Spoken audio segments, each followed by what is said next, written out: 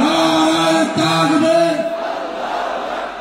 নারায়ে তাকবীর, আল কোরআনের আলো, আল হাদিসের আলো।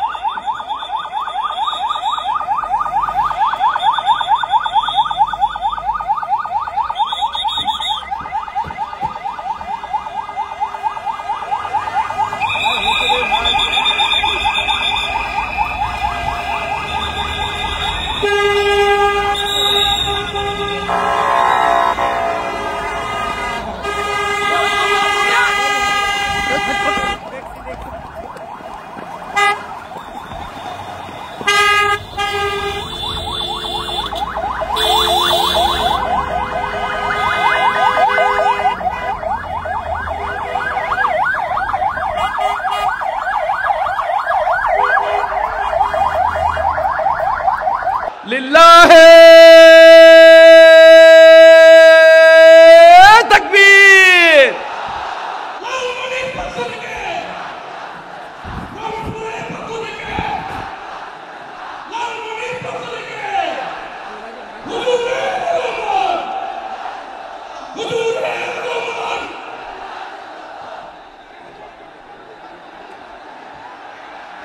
আমি একটু দেখতে চাই যে রংপুর বিভাগের কে কোন জেলা থেকে আপনারা এসেছেন। কুড়িগ্রাম থেকে কারা এসেছেন দেখি। কুড়িগ্রাম, মাশাআল্লাহ মাশাআল্লাহ। আচ্ছা, গাইবান্ধা জেলার কে আসছেন? গাইবান্ধা, মাশাআল্লাহ। ঠাকুরগাঁও, ঠাকুরগাঁও অনেকে আসছেন। দিনাজপুর জেলা থেকে মাশাআল্লাহ। নীলফামারী, ঠিক আছে, ফি আমানিল্লাহ। পঞ্চগড় অনেক আসছে। রংপুর, রংপুর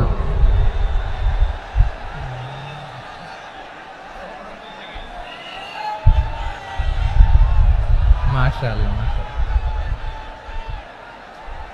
মাশাআল্লাহ। ঠিক আছে, লালমনিরহাটের কারা দেখি, লালমনিরহাট।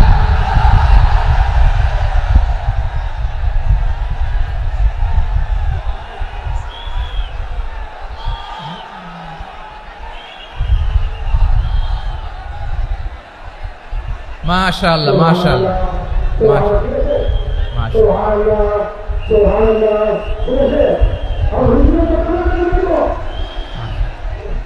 ঠিক আছে, ঠিক আছে। আচ্ছা, এই রংপুর বিভাগের বাইরে থেকে অন্য জেলার কারা কারা আসছেন দেখি, তাও আছে অনেকে। মাশাআল্লাহ, ঠিক আছে, ঠিক আছে। আজকের প্রোগ্রামে উপস্থিত আছেন প্রধান অতিথি হিসেবে অধ্যক্ষ আসাদুল হাবিব দুলু ভাই, সাংগঠনিক সম্পাদক বিএনপি, জাতীয় নির্বাহী কমিটির সভাপতি, জেলা বিএনপি লালমনিরহাট। বিশেষ অতিথি হিসেবে আমাদের অনেক ভাইরা এসছেন, সবাইকে শুকরিয়া জানাই। সভাপতিত্ব করছেন জনাব আব্দুল হাকিম। আইন শৃঙ্খলা বাহিনী, প্রশাসন, ভলান্টিয়ার্স, শুনেছি আমি প্রায় 5,000 ভলান্টিয়ার্স আপনারা নিয়োগ দিয়েছেন। আলহামদুলিল্লাহ, আলহামদুলিল্লাহ। অনেক গোছালো প্রোগ্রাম। আমার প্রাণ ঢালা ভালোবাসা জানবেন, আমার হৃদয়ের গহীন থেকে ভালোবাসা নিবেন, শুভেচ্ছা জানবেন সবাই। ঠিক আছে, ঠিক আছে। প্রিয় ভাইরা, আমরা আর কাল বিলম্ব না করে মূল আলোচনায় চলে যেতে চাই। আজকে যে টপিকের উপর আমি কথা বলবো, টপিকটা হচ্ছে peaceful coexistence and communal harmony, শান্তিপূর্ণ সহাবস্থান এবং সাম্প্রদায়িক সম্প্রীতি। আমাদের বাংলাদেশে সাম্প্রদায়িক সম্প্রীতি আছে না নাই?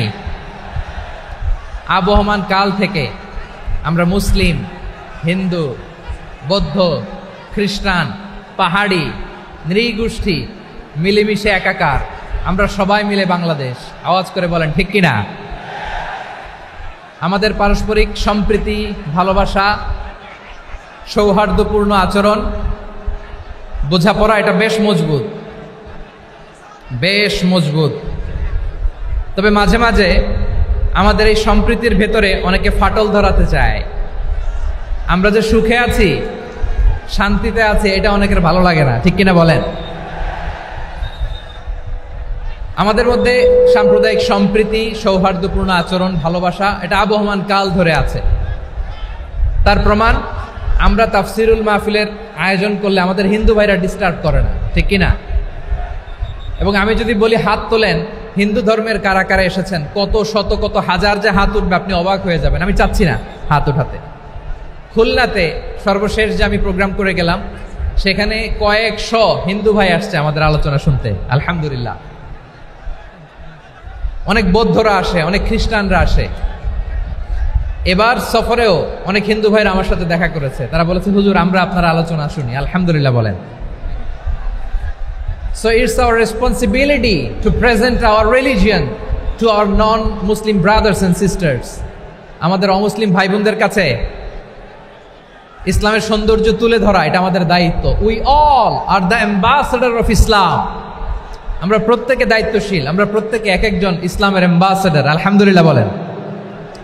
এজন্য এমনভাবে দ্য বিউটি অফ ইসলাম, ইসলামের সৌন্দর্য আমাদেরকে ফুটিয়ে তুলতে হবে, যাতে করে নন মুসলিমরা শাহাদা পড়ে, কালিমা পড়ে মুসলমান হয়ে যায়। অনেক নন মুসলিম ভাই বোন আমাদের হাতে শাহাদা পড়ে, কালিমা পড়ে মুসলমান হয়েছে, অনেক। সো আমরা যেন ইসলামের বিউটিটাকে তুলে ধরতে পারি, এবং এই যে সম্প্রীতি, এটাকে যেন আমরা অটুট রাখতে পারি। আদতে আদতে বাংলাদেশের ইতিহাস বলে আমাদের দেশে কোনো দাঙ্গা নাই, আছে? লালমনিরহাটের ভাইয়ের আওয়াজ করে বলেন, আমাদের দেশে হিন্দু মুসলিম দাঙ্গা আছে? আমরা ভাই ভাই, আওয়াজ করে বলুন তো, আমরা কি ভাই ভাই? কিন্তু কিছু দুষ্ট লোক আছে, তারা আমাদের সম্পর্কের মধ্যে ফাটল ধরাতে চায়, ঠিক কিনা বলেন? মাঝে মাঝে ঝগড়া লাগাতে চায়। দেখবেন পত্রপত্রিকায় দেখা যায় বিভিন্ন ধর্মীয় উপাসনালয়গুলোতে হামলা চালানো হয়। এগুলো রাজনৈতিক উদ্দেশ্য প্রণোদিত, এগুলোর সাথে ইসলামের কোনো সম্পর্ক নাই। এজন্য এই দুর্বৃত্তদের ব্যাপারে আমাদের সাবধান থাকতে হবে। আমরা সবসময় যেমনি ঐক্যবদ্ধ, ইউনাইটেড, আমরা যদি এরকম ইউনাইটেড থাকি, এই সমস্ত দুর্বৃত্তদের কালো হাত ভেঙে দিতে আমাদের 1 ঘন্টাও লাগবে না। চিল্লায় বলো ঠিক কিনা? আমরা সংঘবদ্ধ থাকবো। এই যে আমাদের পিসফুল কোএক্সিস্টেন্স, শান্তিপূর্ণ সহাবস্থান। হিন্দুরা পূজা করে, যেদিন হিন্দুদের পূজা অনুষ্ঠান, আমরা ওই দিন তাফসির মাহফিল করি না, ঠিক কিনা বলেন? যেদিন আমাদের তাফসিরুল কোরআনের প্রোগ্রাম, ওই দিন আমাদের হিন্দু ভাইরা ডিস্টার্ব করে না। সুবহানাল্লাহ। হিন্দুদের পূজা অনুষ্ঠানে মাদ্রাসার ছাত্র যে পাহারা দেয়, গোটা বিশ্বে এরকম দৃষ্টান্ত নজির বিরল, ঠিক কিনা বলেন? আইন শৃঙ্খলা বাহিনীর পাশাপাশি মাদ্রাসার ছাত্ররা যে সেখানে পাহারা দেয়, গোটা পৃথিবীতে এই দৃষ্টান্ত আপনি পাবেন না। মাদ্রাসার ছাত্ররা তারা তো কোরআনের ধারক, তারা হাদিসের ধারক, তারা কেন মন্দির পাহারা দিবে? এই সম্প্রীতিকে ধরে রাখার জন্য, এই সৌহার্দ্যকে ধরে রাখার জন্য, আমাদের পারস্পরিক ভালোবাসাকে অটুট রাখার জন্য। আওয়াজ করে বলতে হবে, ঠিক কিনা? এখন বলেন, আমাদের এই ভালোবাসা অটুট থাক আমরা চাই কি চাই না? আমরা হিন্দু মুসলিম মিলেমিশে শান্তিপূর্ণ সহাবস্থান, সাম্প্রদায়িক সম্প্রীতি, লালমনিরহাটের ভাইয়ের আওয়াজ করে বলুন, এই সাম্প্রদায়িক সম্প্রীতি আমরা চাই কি চাই না? আল্লাহ এই দেশকে তুমি বরকতময় করো, বাংলাদেশকে তুমি শান্তিময় করো। আওয়াজ করে সবাই বলেন আমিন। এই জায়গাটাতে সামান্য একটু আওয়াজ হচ্ছিল, এটাও থেমে গেছে। আলহামদুলিল্লাহ, আলহামদুলিল্লাহ। এখন একেবারে everything is in my control. মাশাআল্লাহ। ঠিক আছে, আমি মূল আলোচনায় যাই। প্রিয় ভাইরা, আমি বলেছিলাম আমার আলোচনার বিষয় হচ্ছে শান্তিপূর্ণ সহাবস্থান, সাম্প্রদায়িক সম্প্রীতি। আমরা দেখব ইসলাম আমাদেরকে কি কি দিক নির্দেশনা দেয়। শান্ত হইতে হবে। খরগোশের কানের মতো কান দুটো আমার দিকে করে রাখেন। আমি এখনো উঠে যাব, হাত নাড়ায় লাভ নাই, আমি উঠে যাব। তাকায় থাকো আর কান খাড়া, আওয়াজ হবে না। হ্যাঁ, মাশাআল্লাহ, মাশাআল্লাহ। ঠিক আছে, আমরা দেখব যে রাসূল সাল্লাল্লাহু আলাইহি ওয়াসাল্লাম এই পিসফুল কোএক্সিস্টেন্সের জন্য আমাদের কি শিখিয়েছেন, কি কি গাইডলাইন দিয়েছেন। আমরা 1, 2, 3, 4 করে এগুলো আপনাদের সাথে শেয়ার করব। আমি আপনাদের খেদমতে সূরাতুল আনআমের 108 নম্বর আয়াত তেলাওয়াত করেছি। এখানে আল্লাহ রাব্বুল ইজ্জা ওয়াল জালাল তিনি ইরশাদ করছেন, ওয়ালা তাসুব্বুল্লাযীনা ইয়াদউনা মিন দুনিল্লাহি ফায়াসুব্বুল্লাহা আদওয়াম বিগাইরি ইলম কাযালিকা যায়্যান্না লিকুল্লি উম্মাতিন আমালাহুম সুম্মা ইলা রাব্বিহিম মারজিউহুম ফায়ুনাব্বিউহুম বিমা কানু ইয়ামালুন। রব্বুল আলামিন বলেন, গোলাম ও আমার ইমানদার বান্দারা শোনো শোনো, ও আমার বিশ্বাসী বান্দারা শোনো শোনো, লা তাসুব্বুল্লাযীনা ইয়াদউনা মিন দুনিল্লাহ ফায়াসুব্বুল্লাহা আদওয়াম বিগাইরি ইলম। ও আমার বিশ্বাসী বান্দারা, যারা আল্লাহকে ব্যতি রেখে, আল্লাহকে বাদ দিয়ে অন্য উপাস্যকে ডাকে, দেব দেবীর পূজা করে, তোমরা খবরদার তাদের গালি দিও না। আওয়াজ করে বলেন, কি দিও না? আল্লাহ বলেন, ও বিশ্বাসীরা শোনো, যারা আল্লাহকে বেছে রেখে দেব দেবীর পূজা করে, অন্য উপাস্যের পূজা করে, তাদেরকে ডাকে, ওই দেবতাদেরকে তোমরা গালি দিও না। যদি ওই দেবতাদেরকে গালি দাও, তাহলে ভুলবশত, শত্রুতাবশত তারা তোমাদের রব আল্লাহকে গালি দেবে, ঠিক কি না? তোমরা যদি তাদের দেবতাদের গালি দাও, ওরা রেগে তোমার আল্লাহরে গালি দিবে, তাহলে আল্লাহরে গালি খাওয়ানোর কারণ হয়ে গেলাম আমি, ঠিক কি না? বলেন।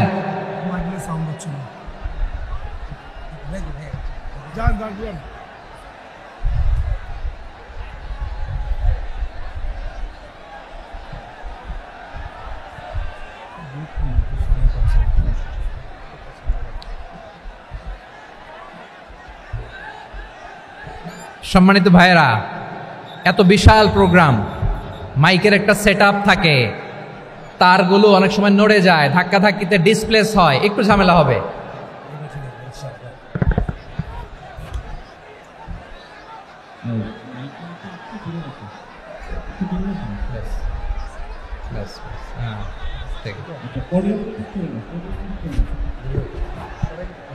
ঠিক আছে,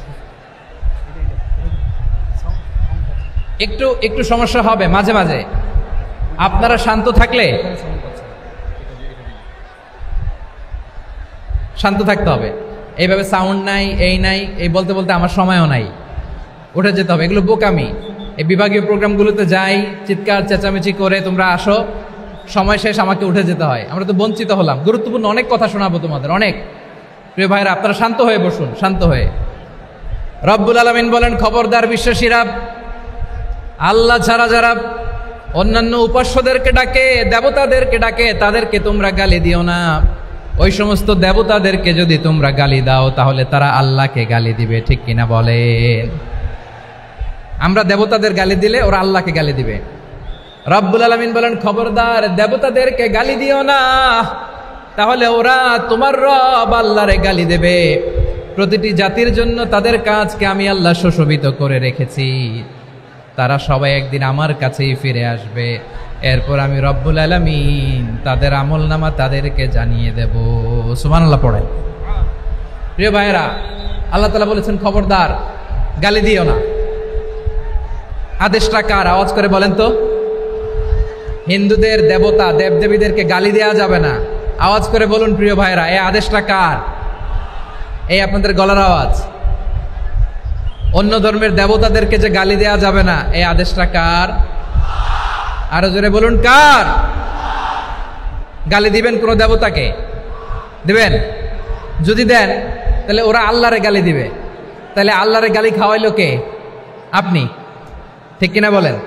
আমি আল্লাহকে গালি খাওয়ানোর কারণ হলাম, কারণ আমি যদি গালি না দিতাম ওরা আমার রবকে গালি দিত না। আওয়াজ করে বলেন ঠিক কিনা? তাহলে প্রিয় ভাইয়েরা, ইসলাম আমাদেরকে শিখায়, সূরাতুল আনআমের 108 নম্বর আয়াত থেকে আমরা বুঝলাম কোন ধর্মকে ছোট করা যাবে না। অন্য ধর্মকে ছোট করা মানে ইসলামকে ছোট করা। অন্য ধর্মের দেবতাকে গালি দেওয়া মানে আল্লাহকে গালি খাওয়ানো। আওয়াজ করে বলেন ঠিক কিনা? খবরদার, এটা করা যাবে না। আর অন্য ধর্মের দেবতাকে যদি আপনি গালি দেন, ওরা ইসলাম থেকে দূরে সরে যাবে। যাও ইসলামের প্রতি আকৃষ্ট হয়েছিল আর কোনোদিন ইসলামের ধারে কাছে আসবে না। আওয়াজ করে বলেন ঠিক কিনা? এজন্য কখনো কোনোদিন অন্য ধর্মের দেবতাদেরকে গালি দেয়া যাবে না। অন্য ধর্মের কোনো দেবতাদেরকে আমরা গালি দিব না, গালি দিব না, বরং ইসলামের beauty, the beauty of Islam, ইসলামের সৌন্দর্যকে আমরা তুলে ধরব। আমরা যদি বিশ্বনবী সাল্লাল্লাহু আলাইহি ওয়াসাল্লামের জীবনের দিকে তাকাই তাহলে আমি দেখব বিষ্ণু ইসলাম মক্কাতে কিংবা মদিনাতে অন্য ধর্মের লোকদের সাথে খুব পিসফুলি লাইফ লিড করেছেন। হোক মুশরিক, হোক খ্রিস্টান, হোক ইহুদি, বিশ্বনবী সবার সাথে মিলেমিশে ছিলেন। আলহামদুলিল্লাহ বলেন। ইসলাম হচ্ছে পিসফুল রিলিজিয়ান। অন্য ধর্মের প্রতি সহনশীলতার সবক ইসলাম আমাদেরকে দেয়। কিন্তু প্রতিটি মুসলিমের এটা মনে রাখতে হবে, আল্লাহর কাছে পছন্দনীয় গ্রহণযোগ্য ধর্ম জীবনাদর্শ একটি, সেটা হচ্ছে ইসলাম। আওয়াজ করে বলেন সেটা কি? লালমনিরহাটের ভাইয়েরা আওয়াজ করে বলুন, আল্লাহর কাছে মনোনীত ধর্ম একটি, সেটা কি? এজন্য রব্বুল আলামিন বলেন, ইন্নাদ-দীনা ইনদাল্লাহিল ইসলাম, আল্লাহর কাছে মনোনীত গ্রহণযোগ্য অ্যাকসেপ্টেড ধর্ম মতাদর্শ একটা, সেটা হলো ইসলাম।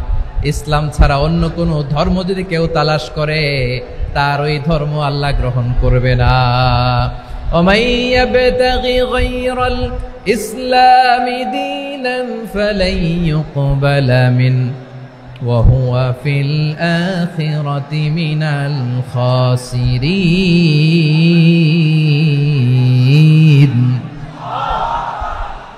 Whoever seek anything except Islam, that won't be accepted from him, and he will be loser in the day of judgment. কিয়ামতের দিন ইসলাম ছাড়া কেউ যদি অন্য কোনো ধর্ম তালাশ করেছে দুনিয়াতে, তার এই মতাদর্শ গ্রহণ করা হবে না। and he will be loser, সে হবে লুজার, ক্ষতিগ্রস্ত, হাই হাই কোম্পানির ম্যানেজার। ওর আমও শেষ, সালাও শেষ। আওয়াজ করে বলেন ঠিক কি না? এজন্য ইসলাম পেয়ে আমরা খুশি না বেজার? প্রত্যেক নামাজ শেষে আমরা আল্লাহরে বলি, আল্লাহ রাদিতু বিল্লাহি রাব্বা ওয়া বিল ইসলামি দীনা ওয়া বি মুহাম্মাদিন নাবিয়ান ওয়া রাসূলা। ও আল্লাহ, তোমারে রব হিসেবে পেয়ে আমরা খুশি। ও আল্লাহ, ইসলামকে ধর্ম হিসেবে পেয়ে আমরা খুশি। বিশ্বনবীকে আমাদের রাসূল পেয়ে আমরা খুশি। ঠিক কিনা বলেন? ইসলাম ছাড়া অন্য কোনো ধর্ম আমরা গ্রহণ করব না। ঠিক কিনা বলেন? আল্লাহর কাছে অ্যাকসেপ্টেড রিলিজিয়ান একটা, সেটা ইসলাম। তো বিশ্বনবী সাল্লাল্লাহু আলাইহি ওয়াসাল্লাম মক্কাতে কিংবা মদিনাতে খুব পিসফুলি এক্সিস্ট করেছেন। যে কোনো ধর্মের সাথে মিলেমিশে চলেছেন। তার প্রমাণ আমরা যদি রাসূল সাল্লাল্লাহু আলাইহি ওয়াসাল্লামের বায়োগ্রাফির দিকে তাকাই তাহলে দেখব তিনি মুশরিকদের সাথে পিস ট্রিটি করেছেন, শান্তি চুক্তি, পিস ট্রিটি, পিস এগ্রিমেন্ট। আপনারা হুদাইবিয়ার সন্ধির নাম শুনেছেন? আমার লালমনিরহাটের কলিজার টুকরা ভাইয়েরা, হুদাইবিয়ার সন্ধির নাম আপনারা শোনেন নাই? 6ষ্ঠ হিজরিতে বিষ্ণু ঈসা ইসলাম মুশরিকদের সাথে এই ট্রিটি করেছেন, চুক্তি। কাদের সাথে? মুশরিকদের সাথে। আমরা তো মুসলমান বসতে পারি না, আমরা দুই মুসলিম ভাই একসাথে বসে চা খেতে পারি না, গল্প করতে পারি না। বিষ্ণু ঈসা ইসলাম মুশরিকদের সাথে ট্রিটি করেছেন, হুদাইবিয়ার সন্ধি। এই সন্ধির আগে মক্কা থেকে কেউ মদিনায় যেতে পারে না, মদিনা থেকে কেউ মক্কায় যেতে পারে না, কিন্তু এই সন্ধির পরে ট্রাফিক স্বাভাবিক হয়ে গেল। মক্কার লোকেরা মদিনায় আসতে পারে, মদিনার লোকেরা মক্কায় আসতে পারে। এটাকে বলে সুলহে হুদাইবিয়া, the peace agreement of Hudaybiyyah, শান্তি চুক্তি। আমরা পৃথিবীতে এখন অনেক শান্তি চুক্তির নাম শুনি, এগুলো সব the piece treaty of Hudaibiya থেকে কপি করা। আল্লাহু আকবার। তাহলে বিশ্বনবী সাল্লাল্লাহু আলাইহি সাল্লাম তিনি যে শান্তিপূর্ণ সহাবস্থানে বিশ্বাসী ছিলেন, মুসলমানেরা যে অন্য ধর্মের প্রতি সহনশীল তার প্রমাণ হচ্ছে এই পিস ট্রিটি। শুধু তাই নয়, মাইকের সাউন্ডটা একটু বাড়ায় দিতে হবে, খুব দুর্বল, একটু মজবুত করতে হবে, আর একটু ক্লিন করতে হবে, আর সবগুলা জায়গায় সাউন্ড যাচ্ছে কিনা একটু ক্রস চেক করতে হবে।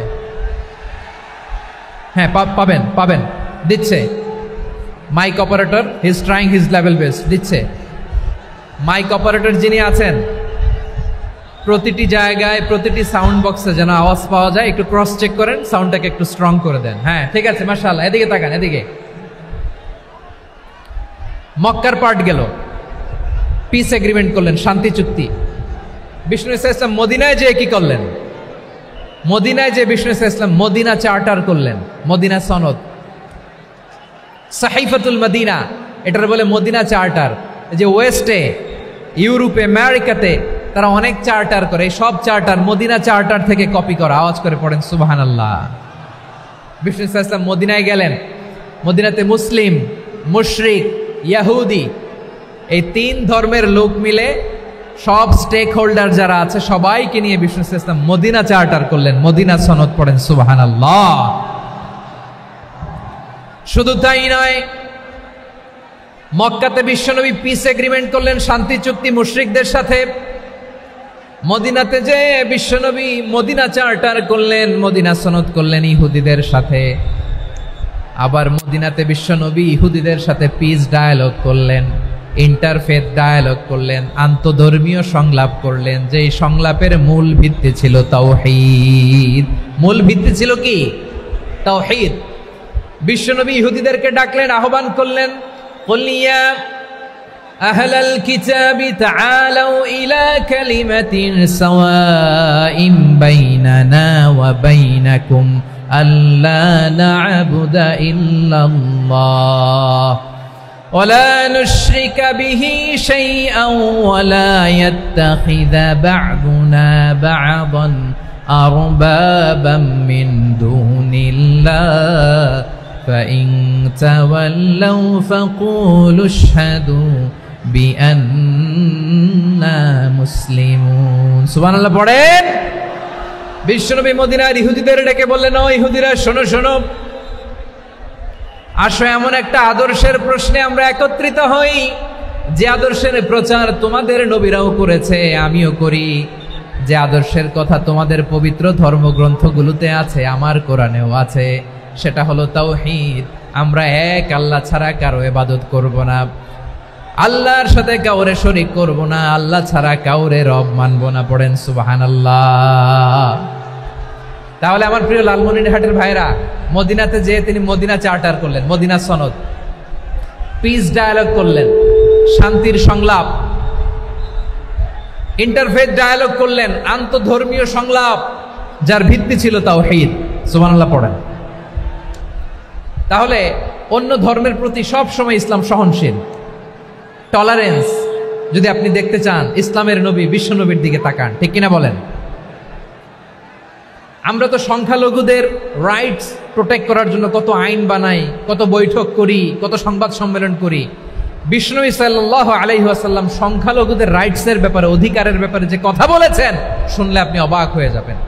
বিশ্বনবী বলেন, আলা মান যালামা মুআহাদান আও ইনতাকাসাহু আও কাল্লাফাহু ফাওকা তাআতিহি আও কাল্লাফাহু ফাওকা তাকাতিহি আও আখাযা মিনহু শাইআন বিগাইরি তিবি নাফসিন ওয়া আনা হাজিজুহু ইয়াউমাল কিয়ামা। খবরদার, জেনে রাখো, কেউ যদি কোনো সংখ্যালঘুর উপরে অত্যাচার করে, কোনো সংখ্যালঘুর প্রাপ্য থেকে যদি কেউ কাউকে ঠকায়, সংখ্যালঘুর উপর যদি কেউ কষ্ট দেয়, কোনো সংখ্যালঘুর সম্পদ যদি কেউ জোর করে কেড়ে নেয়, আমি কিয়ামতের দিন বিশ্বনবী ওই সংখ্যালঘুর পক্ষে আর ওই মুসলমানদের বিপক্ষে বাদী হয়ে দাঁড়াবো।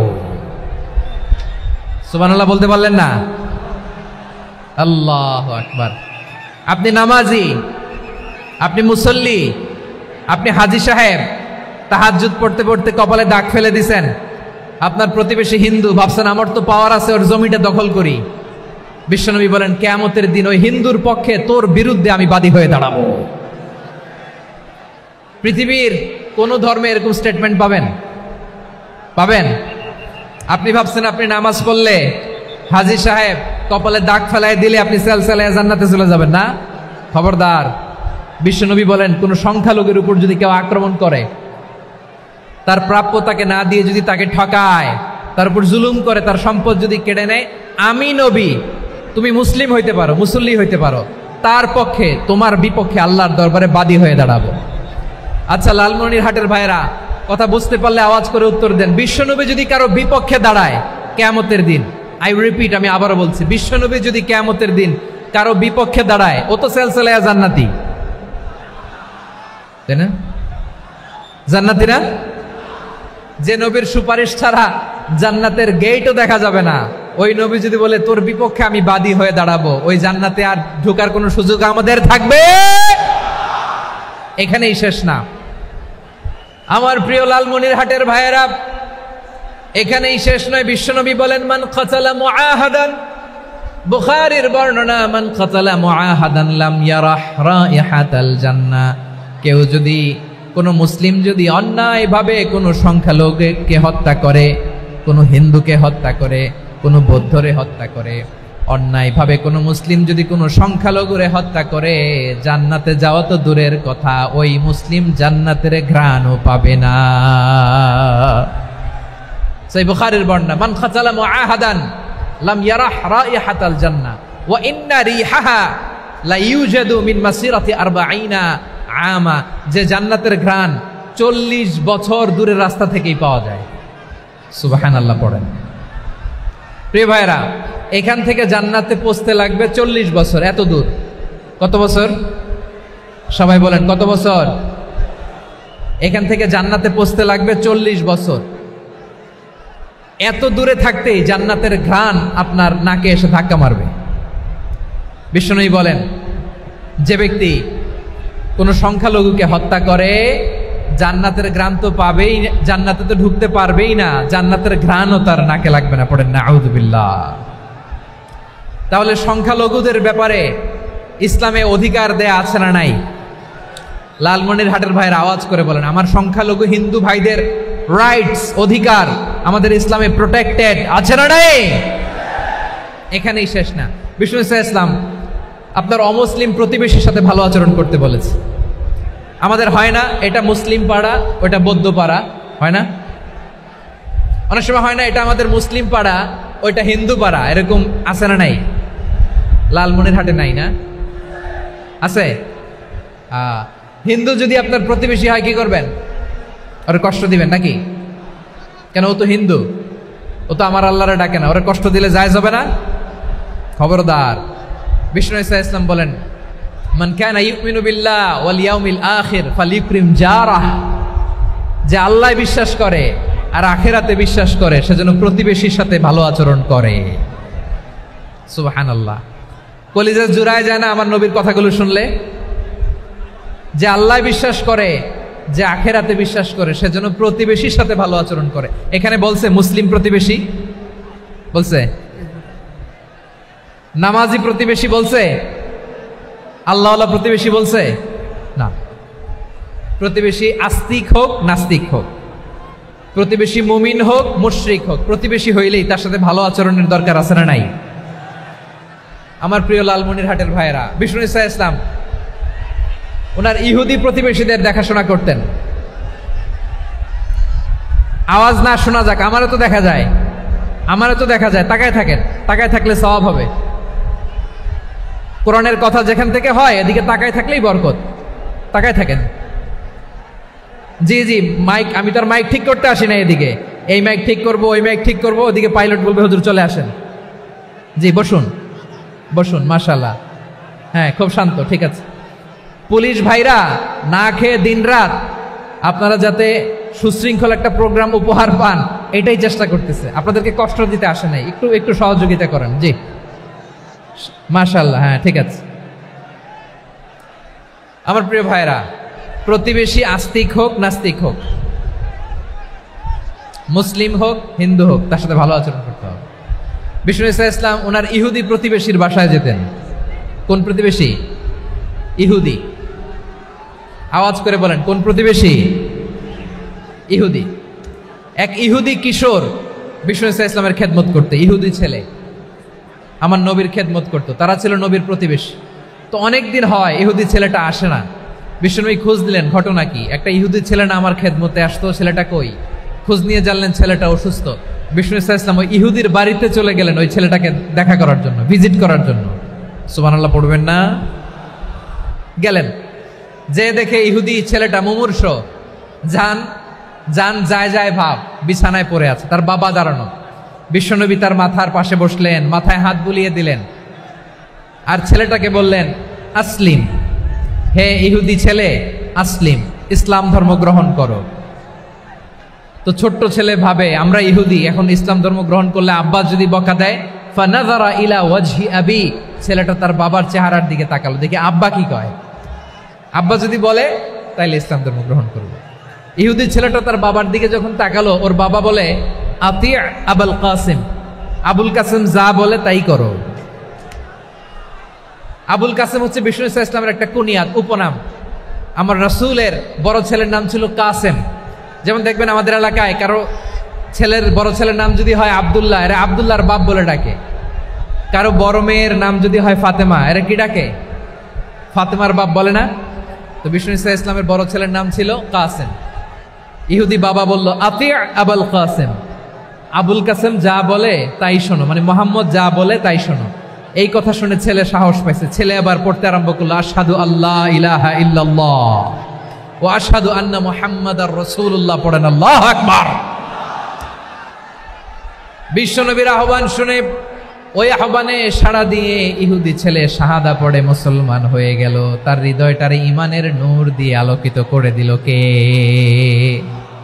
প্রিয় ভাইরা, এবার রাসূল সাল্লাল্লাহু আলাইহি ওয়াসাল্লাম বের হয়ে আসলেন ঘর থেকে, আর বললেন আলহামদুলিল্লাহিল্লাযী আনকাযাহু মিনান নার, প্রশংসা সে আল্লাহর যে আল্লাহ জাহান্নামে চলে যাচ্ছিল প্রায় এমন একটা লোককে মুহূর্তের মধ্যে কালেমায়ে শাহাদাতের বদৌলতে জান্নাতি বানায় দিলেন। আওয়াজ করে পড়েন সুবহানাল্লাহ।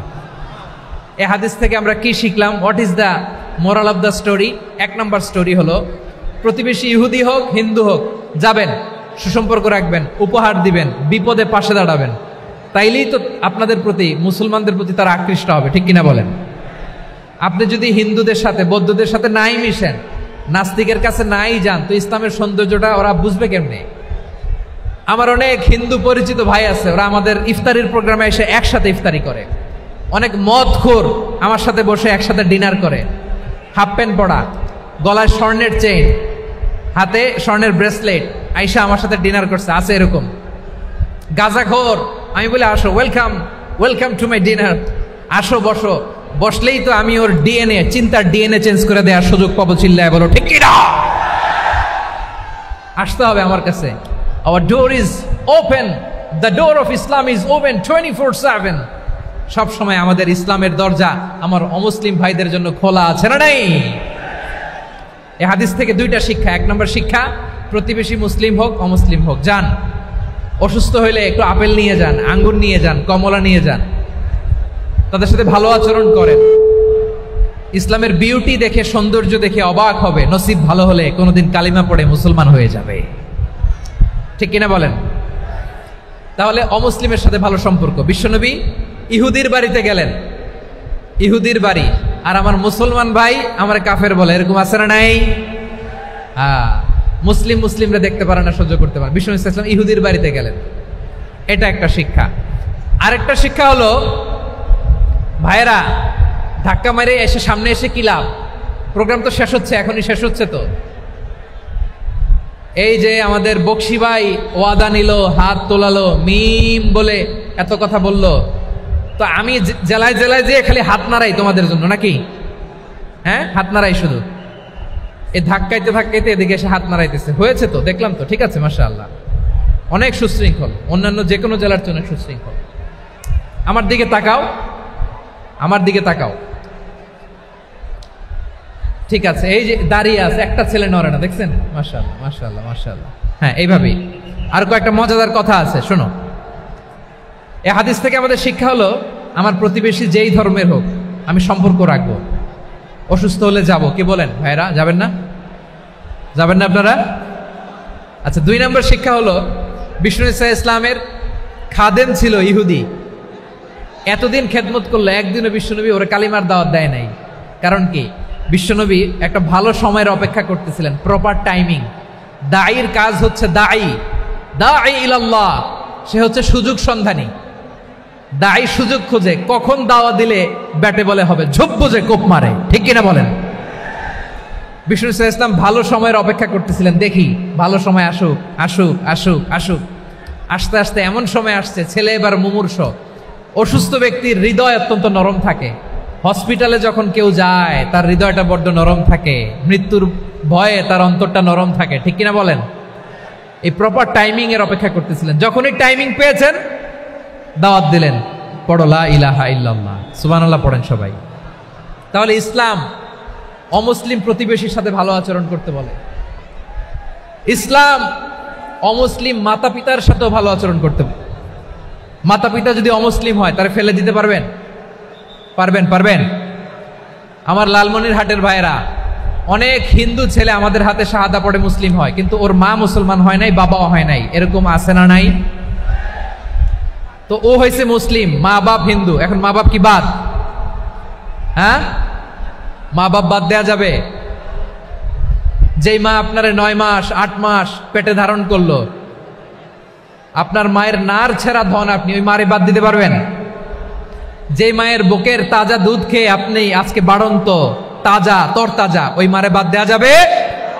মায়ের এক ধারে দুধের দাম, কাটিয়া গায়ের চাম, পাপুষ বানাইলে ঋণের শোধ হবে না, এমন দরদি ভাবে কেউ হবে না আমার মাহা গো। মায়ের এক ধারে দুধের দাম, কাটিয়া গায়ের চাম, পাপুষ বানাইলে ঋণের শোধ হবে না, এমন দরদি ভাবে কেউ হবে না আমার মাহা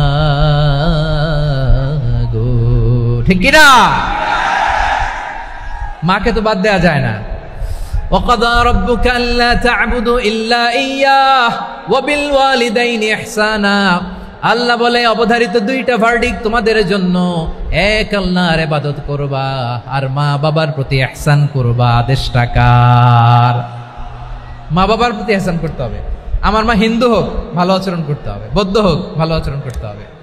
আমার যে সমস্ত হিন্দু ভাইয়েরা মুসলিম হয়েছে, তোমাদের মা বাবা এখনো মুসলমান হয় নাই, তাদের সাথে ভালো আচরণ করতে হবে। আপনাদের খেদমত নিজে করতে হবে, অথবা খেদমতের ব্যবস্থা করাই দিতে হবে। মান্থলি যে খরচ লাগে এটা দিতে হবে। আরে তুমি এখন মুসলিম, তোমার মা বাবা হিন্দু, এখনই তো সুযোগ ইসলামের সৌন্দর্য দেখানো। এখন মা বাবা যদি দেখে, আরে এটা হিন্দু থাকতে তো বদমাইশ ছিল, বেয়াদব ছিল, কি এমন ধর্ম সে গ্রহণ করলো যেটা গ্রহণের সাথে সাথে সে পাল্টে গেল? কি এমন ধর্ম সে গ্রহণ করেছে যেটা তার জীবনকে আলোকিত করে দিয়েছে? নসিব ভালো হইলে তারাও কালিমা পড়ে মুসলমান হয়ে যাবে। বিষ্ণু ইসলামের স্ত্রীর নাম ছিল আয়েশা রাদিয়াল্লাহু তাআলা আনহা, আবু বকর রাদিয়াল্লাহু তাআলা আনহুর মেয়ে। আবু বকর রাদিয়াল্লাহু তাআলা আনহুর আরেক মেয়ের নাম হচ্ছে আসমা। কি নাম? দুজনই আবু বকর রাদিয়াল্লাহু তাআলা আনহুর মেয়ে, আসমা আর আয়েশা। নাম দুইটা কেমন লাগে? আসমা নামটা কেমন লাগে? আয়েশা নামটা কেমন লাগে? সবার ভালো লাগে নাই? নাম দুটো আপনাদের ভালো লাগে? লালমনিরহাটে অনাগত যদি কন্যা সন্তান হয়, যদি মনে চায় আসমা রেখে দিতে পারবেন, যদি মনে চায় আয়েশা রেখে দিয়েন। দেশে বিদেশে এয়ারপোর্টে রাস্তাঘাটে শুধু বলে হুজুর একটা নাম দেন, আমার ছেলের একটা নাম দেন, মেয়ের একটা নাম দেন। তো আমার মনে আছে যশোরের আদ্দিনের মাহফিলে আমি একটা দুইটা নাম দিয়েছিলাম। আজকে লালমনিরহাটের এই প্রোগ্রামে কন্যা সন্তান যদি হয় দুটা নাম দিলাম, আসমা কিংবা আয়েশা। ইনশাআল্লাহ পড়েন। দুজন বোন, এক মায়ের না, বাবা এক মা দুইজন। আয়েশা রাদিয়াল্লাহু তাআলা আনহার মায়ের নাম উম্মে রুমান, আর আসমা রাদিয়াল্লাহু তাআলা আনহার মায়ের নাম কুতাইলা বিনতে আব্দুল উজ্জা। আবু বকর রাদিয়াল্লাহু তাআলা আনহু 4টা বিয়ে করেছিলেন।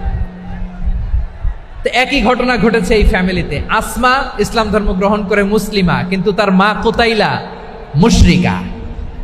আই রিপিট, বোঝার জন্য আমি আবারও বলি, আসমা রাদিয়াল্লাহু তাআলা আনহা মুসলিমা, আর আসমার মা কুতাইলা, আওয়াজ করে বুঝে থাকলে বলেন, আসমার মা মুশরিকা।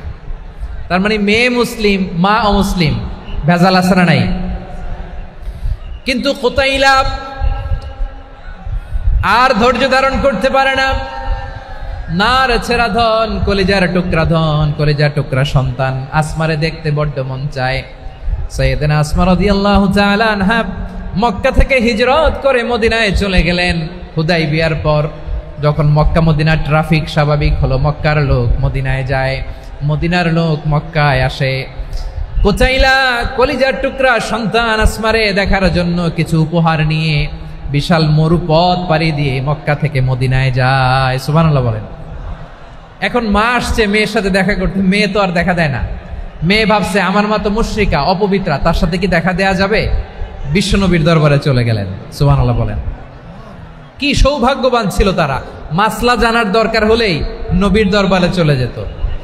ঘরে বউয়ের সাথে ঝগড়া হলে নবীর দরবারে চলে যেত। অনেক সাহাবী বলে আমার পেটে ক্ষুধা লাগলো আমি নবীর কাছে চলে যেতাম, কারণ নবীর চেহারার দিকে তাকালেই আমার পেটের ক্ষুধা মিটে যেত। সাইয়েদনা আসমা রাদিয়াল্লাহু তাআলা আনহা বিশ্বনবীর কাছে চলে গেলেন, যে বললেন ইয়া রাসূলুল্লাহ ইয়া হাবিবাল্লাহ ইন্না উম্মি কাদিমাতুন ইলাইয়া ওয়া হিয়া রাগিবা। আমার মা মক্কা থেকে অনেক দূর মরুর পথ পাড়ি দিয়ে উপহার সামগ্রী নিয়ে মদিনায় আমার সাথে দেখা করতে এসেছে গো নবী। আমার জানতে বড্ড ইচ্ছে হয় আমি আমার মুশরিকা মাখা করতে পারবো কিনা। আফা আসিলুহা, আগে যেমনি আমি আমার মায়ের সাথে ভালো আচরণ করতাম, যেমনি আমি আমার মায়ের সাথে সদাচরণ করতাম গো নবী, এখন আমি মুসলিমা মা মুশরিকা, এখনো কি আগের মতো সদাচরণ করতে পারবো নাকি? বিশ্বনবী বললেন নাম সিলিহা, হ্যাঁ রে আসমা, অবশ্যই অবশ্যই, আগে ঠিক যেমন তুমি তোমার মায়ের সাথে ভালো আচরণ করতে এখনো তেমনি আগের মতো ভালো আচরণ করবা। আওয়াজ করে পড়েন সুবহানাল্লাহ। কি ইসলাম আমরা পেয়েছি! কত ব্রড মাইন্ডেড আমাদের ইসলাম, কত ওপেন মাইন্ডেড ইসলাম, কত ওপেন আপ করতে পারে, চিন্তা করতে পারেন। বিষ্ণু বললেন হ্যাঁ অবশ্যই, নাম সুলিহা, আগে যেমনি ভালো আচরণ করছো আসমা এখন ওই রকমই করো, পারলে আরো বাড়ায় করো। সুবহানাল্লাহ বলেন। তাহলে আমার যে হিন্দু ভাইয়েরা, হিন্দু বোনেরা ইমানের বদৌলতে দৌলতে আপনি ধন্য হয়েছেন, আপনার আম্মা আব্বা এখনো মুসলমান হয় নাই, তাদের জন্য দোয়া করেন, তাদের জন্য দোয়া করেন, আল্লাহ যেন তাদেরকেও ইমানের দৌলত দান করে।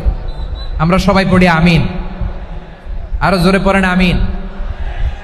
এখন বলেন ইসলাম কি ন্যারো মাইন্ডেড রিলিজিয়ান না ব্রড মাইন্ডেড? লালমনিরহাটের যুবক ভাইরা আওয়াজ করো, ইসলাম কি ন্যারো মাইন্ডেড না ব্রড মাইন্ডেড? কতটা ব্রড মাইন্ডেড দেখেন।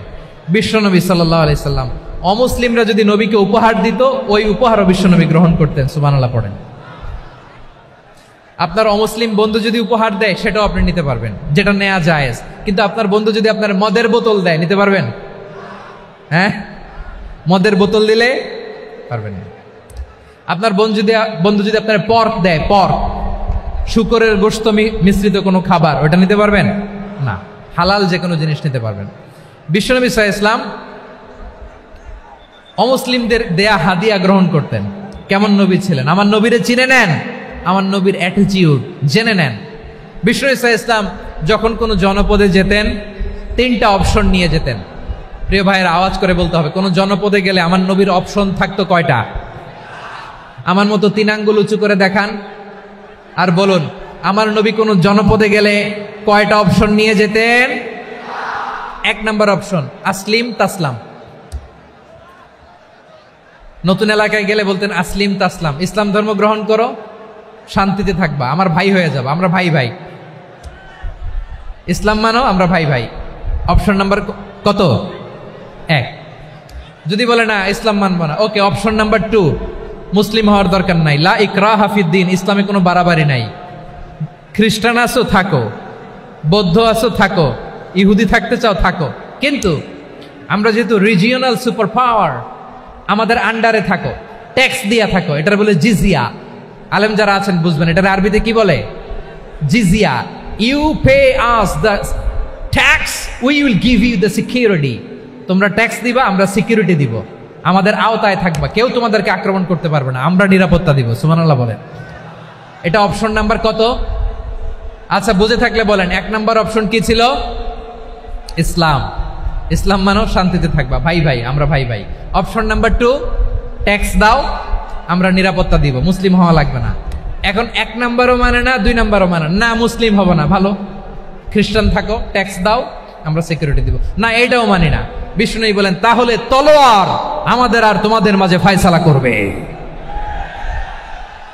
মুসলিমও হবো না, ট্যাক্স দিবা, নিরাপত্তা দিব, আমরা সুপার পাওয়ার, আমাদের আন্ডারে থাকবে, এটাও না। তাহলে তোমাদেরকে তো আমরা বিশ্বাস করতে পারি না, কখন না কখন বিশ্বাসঘাতকতা করো, কার সাথে মিলে হাত মিলাও, তলোয়ার আমাদের মাঝে ফয়সালা করবে। তখন তিনি জেহাদের সশস্ত্র সংগ্রামের ঘোষণা দিতেন। সুবহানাল্লাহ পড়েন।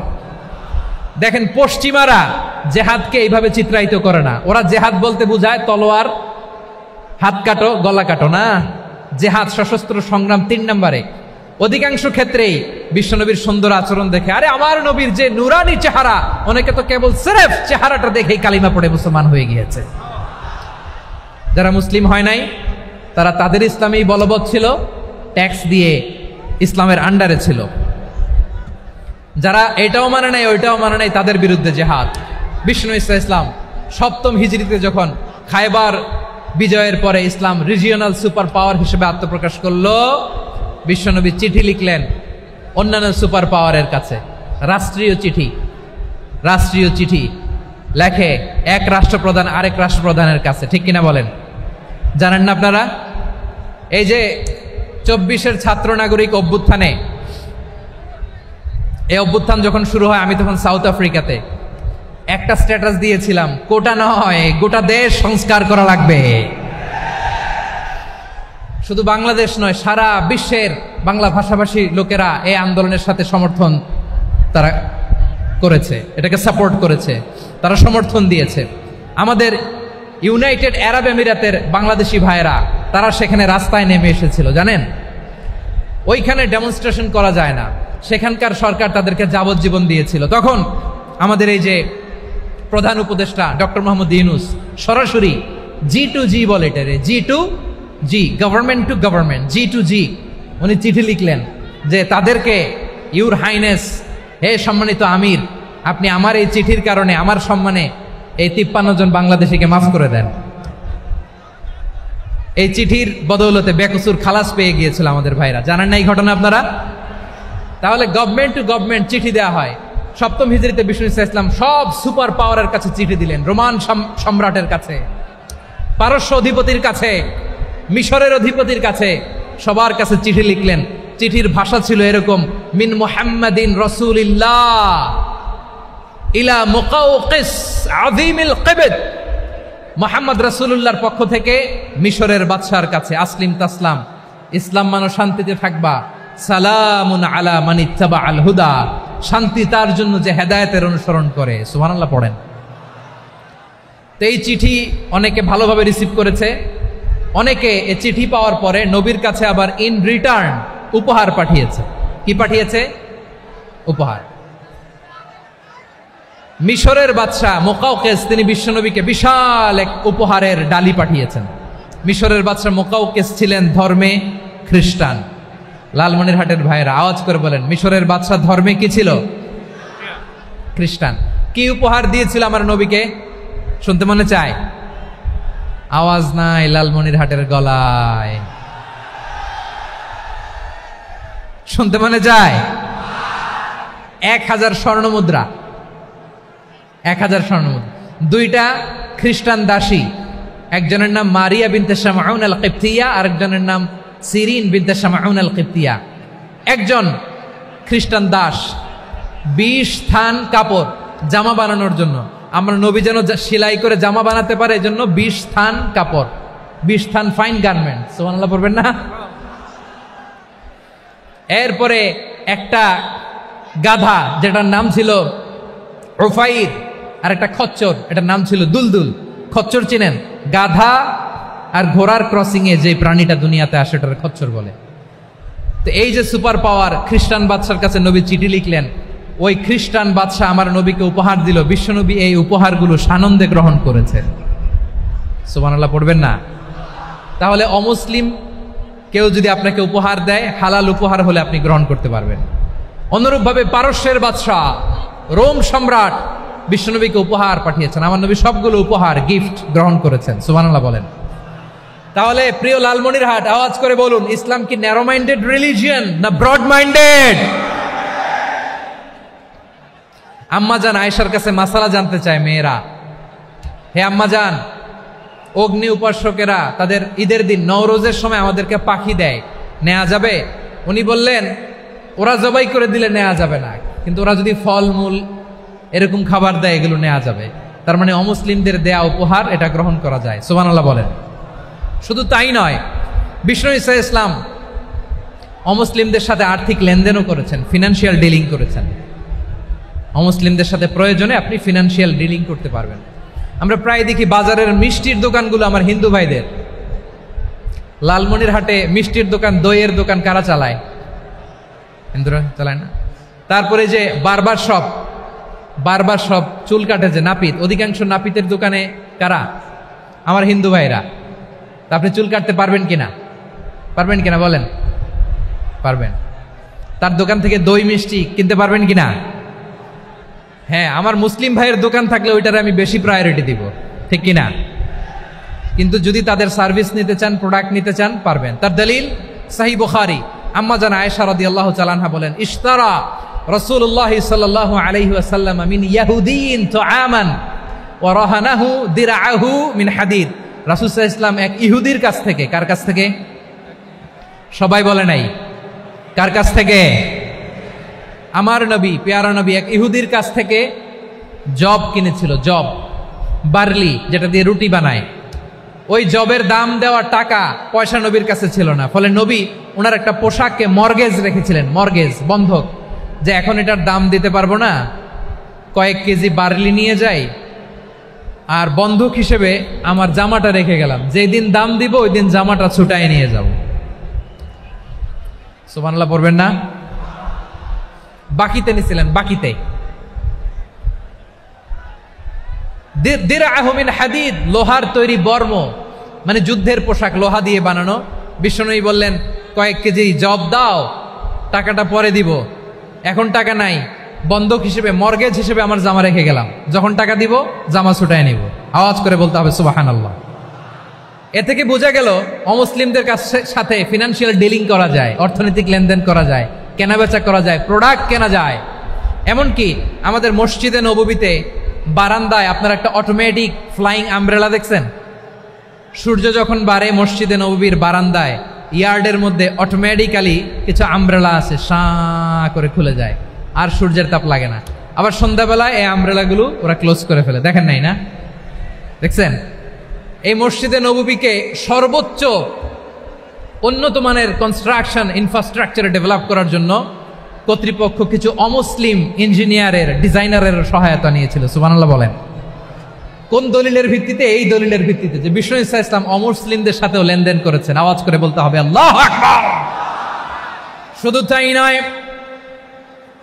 ইন কেস অফ ইমার্জেন্সি, প্রয়োজনে ইসলামের খাতিরে ইসলামকে সামনের দিকে এগিয়ে নিয়ে যাওয়ার জন্য অমুসলিমদের সাপোর্ট নেওয়া জায়েজ আছে। সুবহানাল্লাহ বলেন। অমুসলিমদের সাপোর্ট নেয়া, তাদের থেকে অর্থ নেয়া, পলিটিক্যাল সাপোর্ট, পলিটিক্যাল অ্যাসাইলাম নেওয়া জায়েজ আছে। আমাদের অনেক বিশ্ববরেণ্য দায়ীরা আমেরিকায় অস্থায়ীভাবে অ্যাসাইলাম নিয়ে থাকে, নিজের দেশে গেলে ফাঁসিতে ঝুলাই দিবে। যুগ যুগ ধরে দায়ীদের উপরে এরকম অত্যাচার আর নির্যাতন আছে না নাই? মিশরের অনেক দায়ীরা পাশ্চাত্যে যেয়ে থাকে। এই যে তারা পলিটিক্যাল অ্যাসাইলাম নিয়ে থাকে, রাজনৈতিক আশ্রয়, এটা জায়েজ আছে না? এটা যে জায়েজ আছে তার প্রমাণ স্বয়ং বিশ্বনবী সাল্লাল্লাহু আলাইহি ওয়াসাল্লাম পলিটিক্যাল সাপোর্ট নিয়েছিলেন অমুসলিমদের কাছ থেকে। সুবহানাল্লাহ বলেন। খুব মজাদার একটা ঘটনা, শুনবেন? আপনাদের আগ্রহ দেখে তো মনে হয় না শোনার ইচ্ছা আছে। আছে আছে, গলায় জোর আছে। লিল্লাহি তাকবীর, লিল্লাহি তাকবীর, নারে তাকবীর। মাশাআল্লাহ।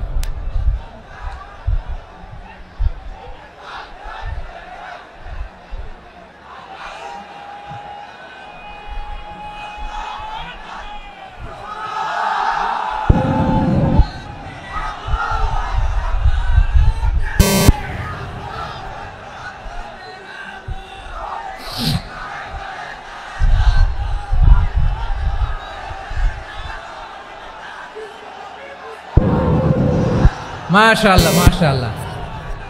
থামুন থামুন আমার ভাইরা। বিশ্বনবীর বয়স তখন প্রায় 51 বছর। কত বছর? বিশ্বনবীর সবচেয়ে কাছের মানুষ খাদিজা রাদিয়াল্লাহু তাআলা আনহা ইন্তেকাল করেছেন। বিশ্বনবী বড্ড কষ্ট পেলেন, হৃদয়টা ভেঙে খান খান।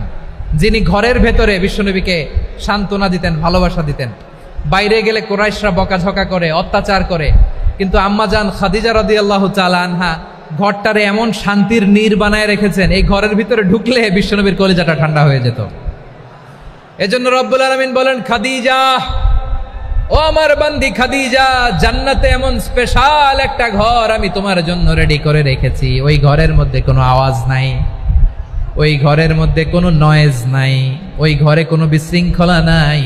কারণ মক্কার জমিনে আমার নবী কুরাইশদের বিশৃঙ্খলা, নয়েজ আর ঝামেলাগুলোকে উপেক্ষা করে যখন তোমার ঘরের ভেতরে ঢুকতো, ঘরটারে তুমি শান্তির নীড়, ঠান্ডা, নীরব, নিস্তব্ধ, নিঝুম আর শান্তির নীড় বানিয়ে রেখেছো।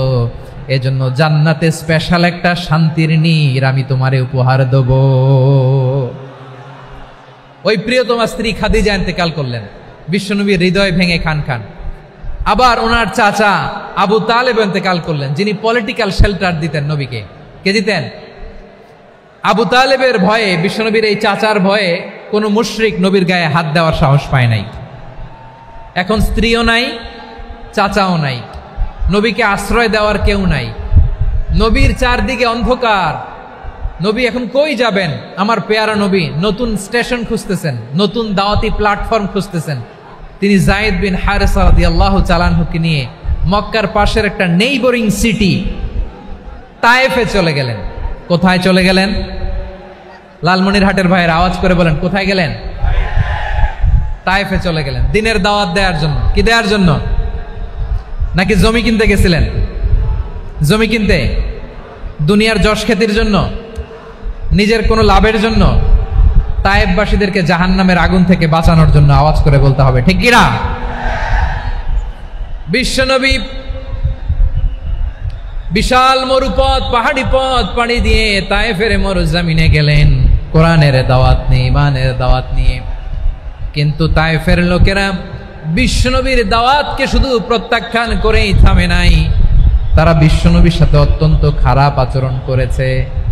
বিশ্বনবীকে শারীরিকভাবে হেনস্থা করেছে, আমার নবীকে শারীরিকভাবে অত্যাচার করেছে, আমার পেয়ারা নবীর গায়ে পাথর মেরেছে। বিশ্বনবীর গা বেয়ে ঝরঝর করে রক্ত ঝরেছে, নবী জামিনের মধ্যে লুটিয়ে পড়েছেন, আবার মেরেছে, আবার নবী হাঁটতে শুরু করলেন, পেছন থেকে আবার মেরেছে, আবার নবী রক্তাক্ত হয়ে জামিনের মধ্যে লুটিয়ে পড়লেন, আবার মেরেছে। বিশ্বনবীর মতো এত সুশ্রী মানব, বিশ্বনবীর মতো এত শুভ্র মানব, বিশ্বনবীর মতো এমন চমৎকার দেহাবয়ব দিয়ে রব্বুল আলামিন কাউকে বানান নাই। এরকম চমৎকার মানুষটাকে তারা তায়েফের ওই জমিনে রক্তাক্ত করেছে। বিশ্বনবী দুনিয়ার কোনো স্বার্থের জন্য সেখানে যান নাই, নিজের কোনো লাভের জন্য, প্রাপ্তির জন্য যান নাই, তায়েফবাসীদের জাহান্নামের আগুন থেকে বাঁচাতে গিয়েছেন। ঠিক কিনা বলেন? খেয়ে না খেয়ে দিন প্রচারের কাজে নিজেকে দিয়েছ বিলিয়ে, তায়েফের কাফিরেরা চিনল না সে আলো, দুষ্ট ছেলেদের পিছু দিল লেলিয়ে, পাথরের আঘাতে ক্ষত বিক্ষত হয়ে সারা শরীর থেকে রক্ত ঝরে। হে রাসূল তোমাকে ভুলি আমি কেমন করে, হে রাসূল তোমাকে ভুলি আমি কেমন করে। পারেন না আপনারা? ধরুন আমার সাথে। হাজার ব্যথা বেদনার পরে ফিরে আসনি তুমি আপন ঘরে, দিনের আলো তুমি ছড়িয়ে দিতে, চলে গেলে মদিনায় মক্কা ছেড়ে। হে রাসূল তোমাকে ভুলি আমি কেমন করে, হে রাসূল তোমাকে ভুলি আমি কেমন করে। ঠিক কিনা বলেন? প্রিয় ভাইরা, তায়েফের ছেলেরা নবীকে রক্তাক্ত করলো। আমার নবী কই যাবে? কই যাবে? মক্কায় জায়গা নাই, তায়েফে জায়গা নাই। তায়েফ থেকে ভারাক্রান্ত মন নিয়ে আমার নবী মক্কায় ফিরে আসলেন। বিশ্ব নবী মক্কায় ঢুকতে পারেন না।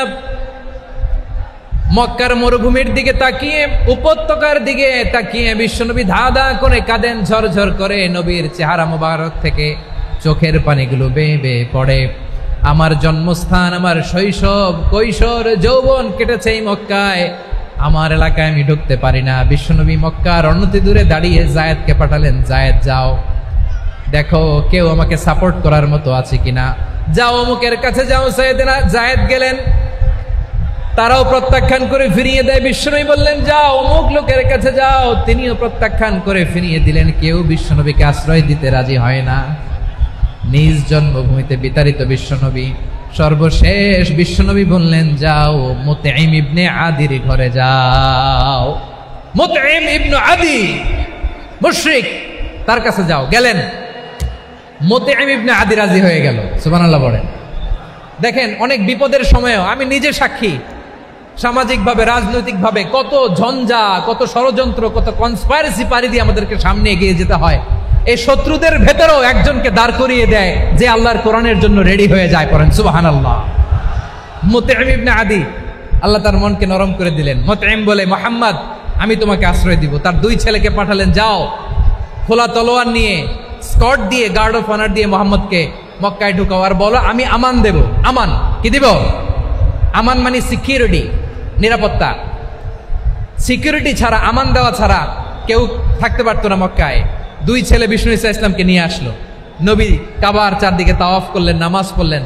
আবু জাহেল, উতবা, শাইবা, ওয়ালিদ ইবনে মুগীরা সবাই দেখে, কেউ কিছু করতে পারে না। কারণ মুতঈম ইবনে আদি ঘোষণা দিয়েছেন আমি মুহাম্মদকে আমান দিয়েছি, মুহাম্মদের গায়ে যেন কেউ স্পর্শ না করে। আওয়াজ করে পড়েন সুবহানাল্লাহ।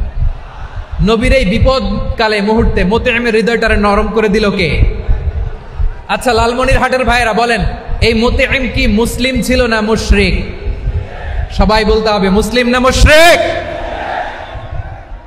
তাহলে মুশরিকের কাছ থেকে নবী পলিটিক্যাল অ্যাসাইলাম, আধুনিক রাষ্ট্রবিজ্ঞানের ভাষায় পলিটিক্যাল অ্যাসাইলাম যেটাকে বলে, রাজনৈতিক আশ্রয়, উনার আমান বা নিরাপত্তার এই ঘোষণায় তিনি মক্কায় ঢুকলেন। যতদিন নিরাপত্তা ছিল ছিলেন। মুতঈম যখন মারা গেল, বিষ্ণু ইসলাম হিজরত করে মদিনায় চলে গেলেন। সুবহানাল্লাহ। কিন্তু মুতঈম যে বিশ্বনবীর উপকার করছে এটা বিশ্বনবী ভুলে নাই। আমাদের অনেকে আছে উপকার করার পরে আর খেয়াল থাকে না, খাওয়ার পরে গলা দিয়ে নামলে আর খেয়াল থাকে না। এরকম আছে না নাই? আমার নবী বলে নাই, বদরের প্রান্তরে 70 জন কাফেরকে যখন বন্দী করে বিশ্বনবীর সামনে হাঁটু গেড়ে দাঁড় করানো হলো, বসানো হলো, 70 জন কাফের। কয়জন? বিশ্বনবী তাদের দিকে তাকিয়ে বললেন, সহিহ বুখারীর বর্ণনা, লাউ কানাল মুতঈম ইবনে আদি হাইয়ান সুম্মা কাল্লামানি হাউলাই নাতনা লা তারাকতুহুম লাহু। বদরের প্রান্তরে 70 জন বন্দী কাফিরের দিকে তাকিয়ে আমার নবী বললেন, আজকে মুতঈম ইবনে আদি যদি বেঁচে থাকতো আর তোমাদের 70 জনের ব্যাপারে যদি মুতঈম এক বাক্যে একটা সুপারিশ করত, তার সম্মানে আজকে তোদের সবাইকে আমি মাফ করে দিতাম। সুবহানাল্লাহ নাই? ওই যে চিল্লাচিল্লি যে কথা বোঝে নাই, কোন জিনিস মিস করছে ওরা নিজেরাও বোঝে নাই। বিশ্বনবী মুতঈমের এই সাহায্যের কথা বলে নাই। 70 জন মুশরিক হাঁটু গেড়ে বসা, নবী চাইলে এখনই এক্সিকিউশন অর্ডার দিতে পারে। তিনি বললেন, আজকে যদি মুতঈম বেঁচে থাকতো আর মুতঈম যদি তোদের জন্য সুপারিশ করতে, এই আবর্জনাগুলোর ব্যাপারে সুপারিশ করতে, আমি মুহূর্তেই তোদেরকে এমনি মাফ করে দিতাম। এবার বলেন, ইসলাম কি ন্যারো মাইন্ডেড না ব্রড মাইন্ডেড? শুধু তাই নয়, যাকে যে সম্মান দেয়ার আমার নবী দিতেন, হোক আস্তিক হোক নাস্তিক, হোক মুসলিম হোক অমুসলিম। বিষ্ণু ইসা ইসলাম যখন রোমান সম্রাটের কাছে চিঠি লিখেছেন, আমার প্রিয় লালমনিরহাটের ভাইরা, অল্প কয়েক মিনিট কয়েকটা জরুরি কথা বলবো, এদিকে তাকান, এদিকে তাকান। রোমান সম্রাটের কাছে বিশ্বনবী যখন চিঠি লিখলেন মিন মুহাম্মদ রাসূলিল্লাহ ইলা হিরাকলা আযীমির রোম, মুহাম্মদের পক্ষ থেকে হিরাক্লিয়াসের কাছে, যিনি হচ্ছেন আযীমির রোম। এটা নবী নিজ থেকে বানায় লিখছেন অতিরিক্ত সম্মান দিয়ে। কোন রাষ্ট্রপ্রধান যখন আসে তাদেরকে আমরা কি বলি জানেন? তার নামের শেষে HE এটা লিখতে হয়, H.E. মানে হিজ এক্সেলেন্সি। কি লেখে? হিজ এক্সেলেন্টি, অথবা ইউর হাইনেস, ইউর ম্যাজেস্টি। দেখেন, বিশ্বনবী সাল্লাল্লাহু আলাইহি ওয়াসাল্লাম সব নবীদেরও নবী, তিনি একজন মুশরিক খ্রিস্টান সম্রাট রোমান সম্রাটের কাছে চিঠি লিখতে যায়, লিখতেছে ইলা হিরাকলা আযীমির রোম, হিরাক্লিয়াসের কাছে আমার চিঠি, যিনি রোমের আযীম, হিজ হাইনেস, মানে রোমের অনেক সম্মানিত এক বাহাদুর। আওয়াজ করে বলেন সুবহানাল্লাহ। তার মানে যাকে যে সম্মান দেয়ার এটা বিশ্বনবী দিতেন। এমনকি যে ইহুদিরা ভালো ছিল, এই ইহুদিদেরও প্রশংসা করেছেন বিশ্বনবী মুহাম্মদুর রাসূলুল্লাহ সাল্লাল্লাহু আলাইহি ওয়াসাল্লাম। এক ইহুদির প্রশংসা করেছেন বিশ্বনবী। ইহুদির কার? আমি তো আমার ভাইয়ের প্রশংসা করি না, আমি তো এক আলেম আরেক আলেমরে স্পেস দেই না, আমি তো এক দায়ী আরেক দায়ীর সাথে বসতে চাই না। আমার নবী ইহুদির প্রশংসা করে। কার প্রশংসা? ওই ইহুদির নাম ছিল মুখাইরিক। সিরাত গ্রন্থ ঘাটলে পাবেন। তিনি বলেছেন, মুখাইরিক খাইরু ইয়াহুদ, Mukhayriq is the best of the Jews. জুইশদের মধ্যে সে সবচেয়ে ভালো। কেন প্রশংসা করলেন তার? এর কারণ মদিনা চার্টারে কথা ছিল সব ধর্মের মুসলিম মুশরিক ইহুদিরা মিলে মদিনাকে রক্ষা করবে। কিন্তু 3য় হিজরিতে যখন উহুদের যুদ্ধ শুরু হলো, সবার কথা ছিল যেই আক্রমণ করে আমরা মদিনাকে বাঁচাবো। কোন শহরকে বাঁচাবো? মদিনাকে। কিন্তু কুরাইশরা যখন অ্যাটাক করলো, ইহুদিরা আর আসে না, ইহুদিরা আর বেরোয় না। বিষ্ণু বললেন, ওহে ইহুদিরা, তোমরা না চুক্তি করলে আমার সাথে যে মদিনা বাঁচাতে সবাই ঝাঁপিয়ে পড়বো, আসো। একটা ইহুদিও বেরোয় না, কেউ আসে নাই সেদিন, একজন ছাড়া। তার নাম মুখাইরেক। তার নাম কি? মুখাইরেক বাহাদুরের মতো ঘোড়সাওয়ার হয়ে বেরিয়ে গেলেন এবং বললেন, গোটা ইহুদি সাম্রাজ্যের একজনও যদি না আসে, আমি মুখাইরেককে কেউ ঘরে আটকে রাখতে পারবে না। বেরিয়ে আসলেন, এসে বললেন, আমি মুহাম্মদের পক্ষে যুদ্ধ করব। আমি মারা গেলে আমার সম্পদ আমার উত্তরাধিকারীরা পাবে না, আমার সম্পদ তোমরা মুহাম্মদকে দিয়ে দিবা। সুবহানাল্লাহ বলেন। উহুদের ময়দানে 70 জন মুসলমান শহীদ হলো। এই ইহুদি, সেও মুসলমানের পক্ষে যুদ্ধ করে নিহত হলো। সুবহানাল্লাহ বলেন। মুসলিমদের লাশ যখন নিয়ে আসা হলো, এই মুখাইরিকের লাশও নিয়ে আসা হলো। মুসলিমদের লাশের পাশে মুখাইরিকের লাশ দেখে বিশ্বনবী মুখাইরিকের প্রতি অনেক খুশি হলেন। আর বিশ্বনবী খুশি হয়ে বললেন, মুখাইরিক খায়রু ইয়াহুদ, মুখাইরিক যদিও তুমি ইহুদি, তারপরে তুমি সব ইহুদিদের মধ্যে সেরা ইহুদি পড়েন সুবহানাল্লাহ। আমার নবী ইহুদিকেও সম্মান দিতে কার্পণ্য করে নাই, আওয়াজ করে বলেন আল্লাহু আকবার। প্রিয় ভাইরা, এবার সর্বশেষ আওয়াজ করে বলেন, ইসলাম কি ন্যারো মাইন্ডেড নাকি ব্রড মাইন্ডেড? সবাই বলেন ন্যারো মাইন্ডেড না ব্রড মাইন্ডেড? এজন্য অমুসলিম হইলেই তারা আমাদের শত্রু নয়। শত্রু কারা? এই লালমনিরহাটের ভাইয়েরা শোনেন, শত্রু কারা? যে সমস্ত অমুসলিম আমাদেরকে নিশ্চিহ্ন করে দিতে চায়, যে সমস্ত অমুসলিম আমাদের ভূখণ্ড থেকে আমাদেরকে তাড়িয়ে দিতে চায়, যে সমস্ত অমুসলিম আমার ধর্ম নিয়ে তুচ্ছতাচ্ছিল্য করে চিল্লায় বলেন ঠিক কিনা, তারা আমাদের শত্রু। সাধারণ অমুসলিমরা আমার শত্রু নয়। এই যে হিন্দুরা থাকে এরা আমার ভাই, বৌদ্ধরা আমার ভাই, খ্রিস্টানরা আমার ভাই, ইহুদিরা আমার ভাই। তারা দিনই ভাই নয়, তারা মায়ের পেটের ভাই নয়, তারা মানবিক দিক থেকে ভাই। ও মানুষ, আমিও মানুষ। ইসলাম মানুষকে সম্মান করে, চিল্লায় বলো ঠিক কিনা। যারা আমাদের অস্তিত্বকে নিশ্চিহ্ন করতে চায়, যারা আমাদের ভূখণ্ডকে দখল করতে চায়, যারা আমাদেরকে নিয়ে মকারি করে, ফান করে, টিটকারি করে, আমার ধর্ম নিয়ে খেলা করে, তাচ্ছিল্য করে, ওদের বিরুদ্ধে আমাদের জিহাদ। সাধারণ মুসলিম আমাদের শত্রু নয়। আপনি জানেন নিউ ইয়র্কে, আমি তো নিউ ইয়র্কে ছিলাম অনেকদিন, ওখানে ফিলিস্তিনিদের পক্ষে যখন আমরা মিছিল করেছি, অনেক ইহুদি আমাদের সাথে মিছিলে দাঁড়িয়েছে। কারণ ওরাও জানে এই ভূখণ্ড ফিলিস্তিনিদের ভূখণ্ড। আওয়াজ করে বলো লালমনিরহাট ঠিক কিনা।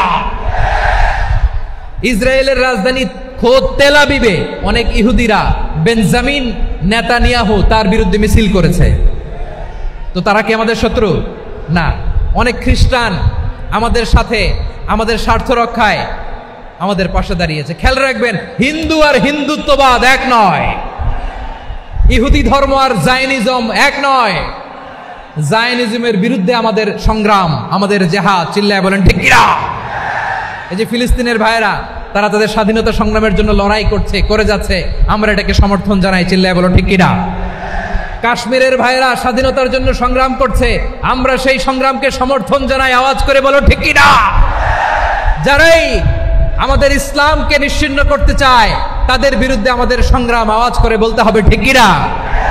ওই সমস্ত দুর্বৃত্তদের সাথে আমাদের কোনো সম্পর্ক নাই।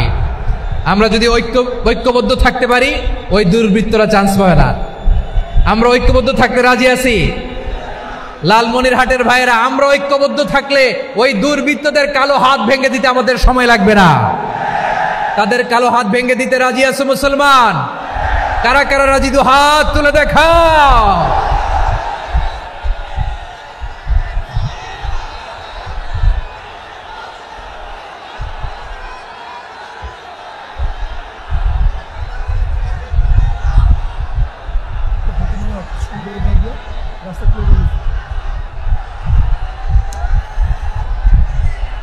আমার প্রাণ প্রিয় লালমনিরহাটের ভাইয়েরা, শত্রু কাফের আর অশত্রু কাফেরের মধ্যে পার্থক্য আছে না নাই?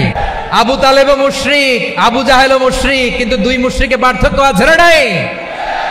আবু তালেব নবীর চাচা, মুশরিক, মারা গিয়েছে মুশরিক অবস্থায়, কিন্তু আজীবন আমার নবীকে আগলে রেখেছে, আমার নবীকে সাপোর্ট করেছে, ভালোবেসেছে। আবু জাহেলও মুশরিক, মারা গিয়েছেও মুশরিক হিসেবে, আজীবন আমার নবীর বিরুদ্ধাচরণ করেছে। আবু জাহেলের শক্তি, সামর্থ্য, স্ট্র্যাটেজি, প্ল্যান সব আমার নবীর বিরুদ্ধে ছিল। আবু জাহেলের কারণে একটা দিন শান্তিতে আমার নবী মক্কায় ঘুমাতে পারে নাই, চিল্লায় বলেন ঠিক কিনা। এজন্য রব্বুল আলামিন বলেন, লা ইয়ানহাকুমুল্লাহু আনিল্লাযীনা লাম ইউকাতিলুকুম ফিদ-দীনি ওয়া লাম ইখরিজুকুম মিন দিয়ারিকুম আন তাবাররুহুম ওয়া তুকসিতু ইলাইহিম ইন্নাল্লাহা ইউহিব্বুল মুকসিতিন।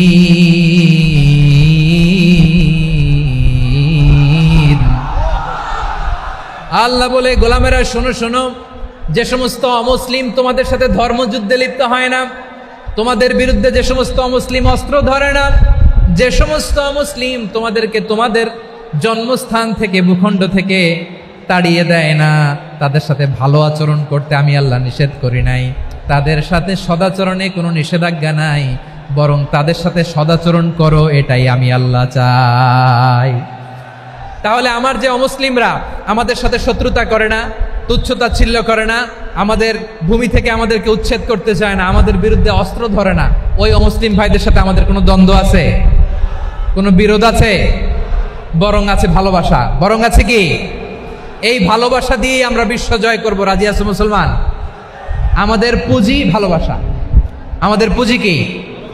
এবার আওয়াজ করে বলেন আমার এই পুরো আলোচনা থেকে, the religious coexistence, peaceful coexistence, শান্তিপূর্ণ সহাবস্থান, কমিউনাল হারমোনি, এই সাম্প্রদায়িক সম্প্রীতি, এই আলোচনা থেকে কি বুঝলেন? ইসলাম কি ন্যারো মাইন্ডেড না ব্রড মাইন্ডেড? এই ব্রড মাইন্ডেড হৃদয় নিয়ে ভালোবাসা দিয়ে আমরা বিশ্ব জয় করতে চাই। রাজি আছেন? আল্লাহ কবুল করুক। আমরা সবাই পড়ি আমিন। লালমনিরহাটের জেলা স্টেডিয়ামে আমার প্রিয় মায়েরা বোনেরা, আপনাদের জন্য একটা হাদিস বলে শেষ করব। বিশ্বনবী বলেন, আমার মায়েরা খেয়াল করে শুনুন, বিশ্বনবী আপনাদের উদ্দেশ্য করে বলেন, আল মারআতু ইযা সাল্লাত খামসাহা ওয়া সামাত শাহরাহা হাফিজাত ফুরুজাহা আতাআত বা'লাহা ফালতাদখুল মিন আইয়ি আবওয়াবিল জান্নাতি শাআত।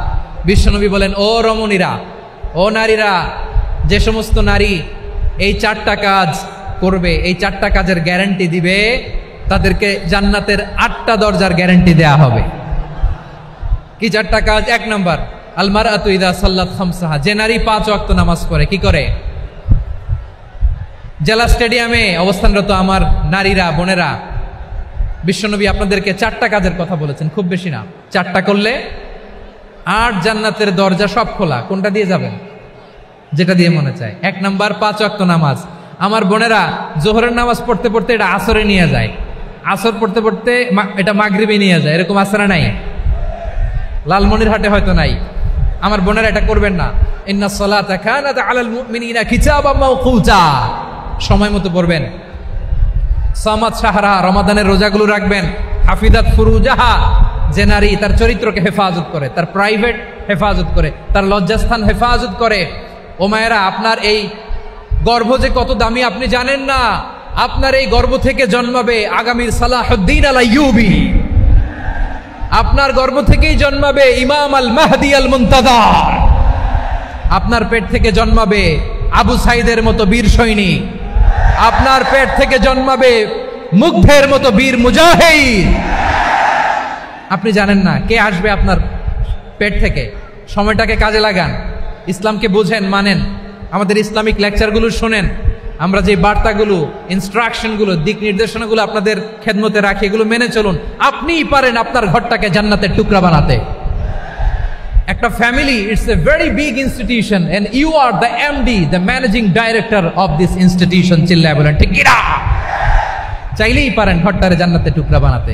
5 ওয়াক্ত সালাত, রমাদানের রোজা, নিজের চরিত্রের হেফাজত, ও আতাআত বা'লাহা, স্বামীর আনুগত্য।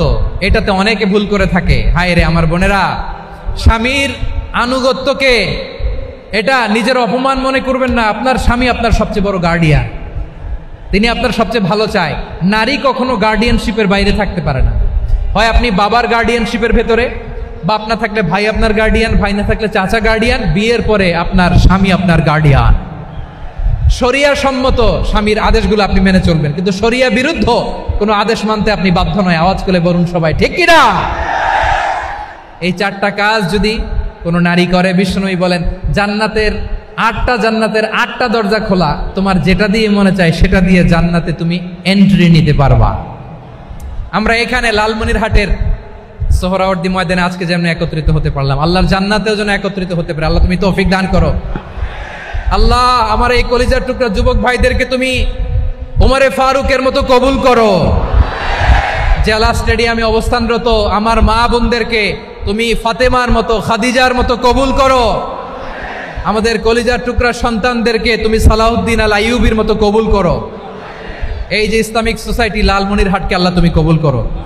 আল্লাহ যে কথাগুলো বললাম এগুলো প্রথমে আমাকে, আমার সব ভাইদেরকে আমল করার তৌফিক দান করো।